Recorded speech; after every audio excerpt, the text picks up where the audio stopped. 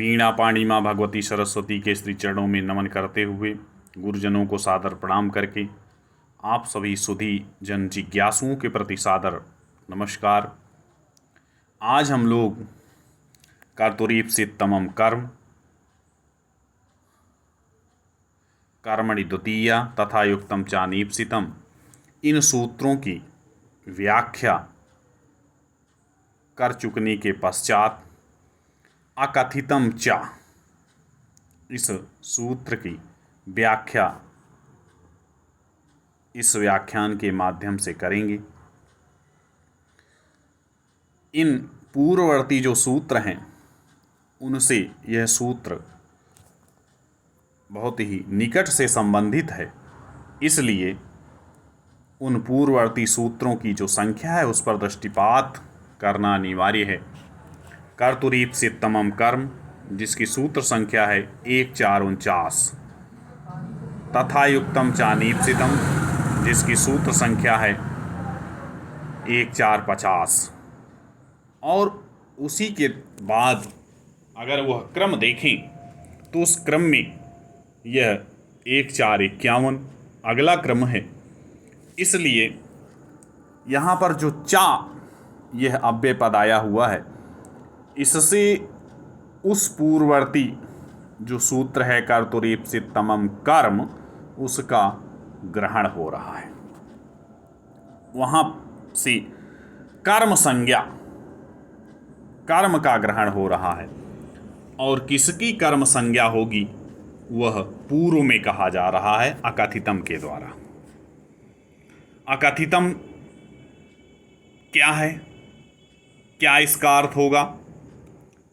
तो मध्य सिद्धांत कौमुदी को लिखने वाले आचार्य भट्टोजी दीक्षित ने लिखा है, अपादानादि विशेषैः अविवक्षितम कारकम कर्म संज्ञम स्यात्। यह कहा है अपादानादि। अब अपादानादि यह कहा गया, इस पर अभी चर्चा करेंगे हम लोग। उससे पहले इसका अर्थ देख लें। यहाँ पर जब वक्ता कोई विशेष कारक नहीं करना चाहता है, उस दशा में कौन सा कारक होगा, उसके लिए आया हुआ है यह अकथितम। तात्पर्य, जब कोई भी वक्ता कारक की अपादान, संप्रदान, करण और अधिकरण की यह जो विशेष संज्ञा है वह नहीं करना चाहता है, तब उस दशा में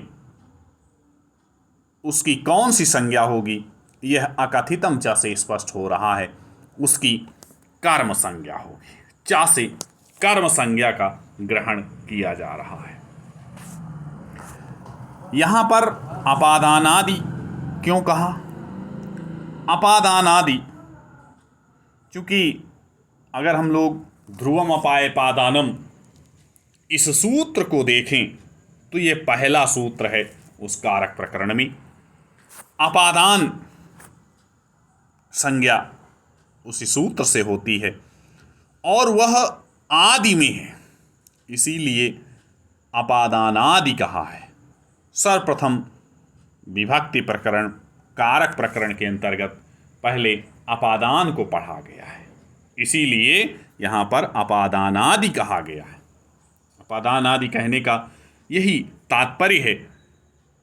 अपादान है आदि में जिसके, अर्थात सर्वप्रथम अपादान को पढ़ा गया है। ध्रुवम अपायपादानम, उसकी सूत्र संख्या पर अगर दृष्टिपात करेंगे तो वह कर्तुरीप्सिततमं कर्म इससे पूर्ववर्ती सूत्र है, इसलिए यहाँ अपादानादि यह कहा। इसके पश्चात कारक कहाँ होते हैं यह भी अनिवार्य है जानना। तो यह कहा गया कारक जो है वह विवक्षा पर होते हैं। विवक्षातः कारकाणि भवन्ति, यह कहा गया।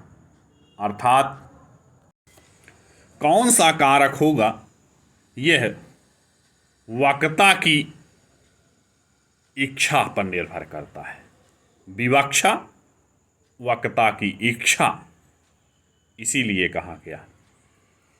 अब यहां पर यह जो अकथित है, ये कर्म अकथित अर्थात अपादान आदि कारकों के द्वारा न कहे जाने वाले कर्म कहे जाते हैं। अतः इन्हें इसी कारण से अप्रधान भी कहा गया है। अप्रधान कहें या गौड़ कहें, दोनों का तात्पर्य एक ही है।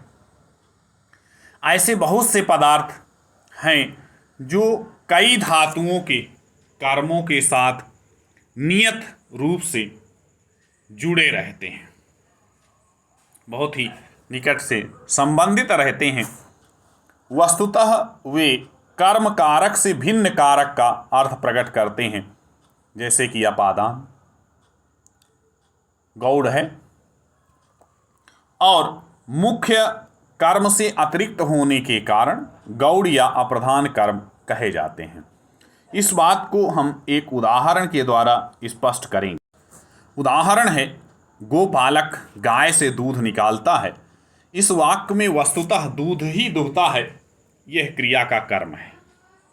और गाय क्या है, जिससे अपाय हो रहा है दूध, वह अपादान है। उसी से दूध निकल रहा है, इसलिए वह अपाय हुआ।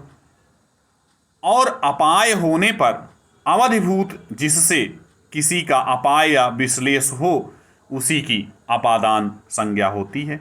इसलिए यहाँ पर गाय क्या है, अपाय है, अपादान संज्ञक है, क्योंकि उसी से दूध विश्लेष हो रहा है, दूध का विश्लेष हो रहा है, वह दूध अपाय हो रहा है, गाय अवधिभूत है। तो फिर यहाँ पर कर्ता जो है वह वक्ता जो है वह उसकी विवक्षा नहीं करता है। वक्ता जो है वह अपादान के द्वारा उसे नहीं कहना चाहता है, इसलिए यहाँ पर क्या हो गया, कर्म संज्ञा हो गई, उसमें अपादान कारक हो गया। और महर्षि पाणिनि का ऐसा मंतव्य है कि यदि कोई वक्ता गाय को अपादान रूप से कहने की इच्छा नहीं रखता है, तो फिर उसे उसके कर्म रूप में प्रयुक्त करना होगा, अर्थात उसकी कर्म संज्ञा हो जाएगी। उपर्युक्त विवक्षा कथन के प्रकार का विकल्प केवल 16 धातुओं एवं उसकी समानार्थक धातुओं के विषय में ही है, सभी के विषय में नहीं है। और इन 16 जो धातुएं हैं उनका परिगणन करने वाली कौमुदीस्थ संग्रह कारिका इस प्रकार से है। दुह्याच पचदंड रुधिचि वृक्ष चिबुसाम